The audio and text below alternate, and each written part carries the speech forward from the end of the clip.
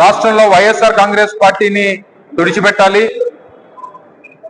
ఏ రకంగా వైఎస్ఆర్ కాంగ్రెస్ పార్టీని ఈ రాష్ట్రంలో లేకుండా చేయాలి, రాష్ట్రంలో వైఎస్ఆర్ అనేటువంటి బ్రాండ్ ఏదైతే ఉందో అది కనబడకుండా చేయాలనేటువంటి దాని మీద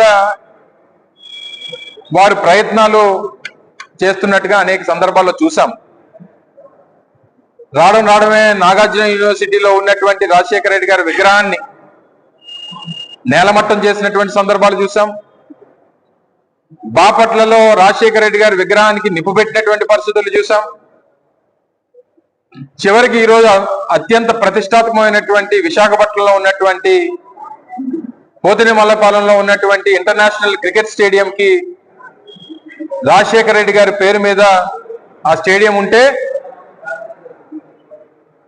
ఈరోజు కొత్తగా వారి పేరును తొలగించి కేవలం Andhra cricket association BDCA cricket stadium అని చెప్పి కొత్తగా చేసినటువంటి మార్పుల్లో రాజశేఖర రెడ్డి గారి పేరును తొలగించినటువంటి విషయాన్ని కూడా మనందరం కూడా నిన్నటి నుంచి చూస్తా ఉన్నాం.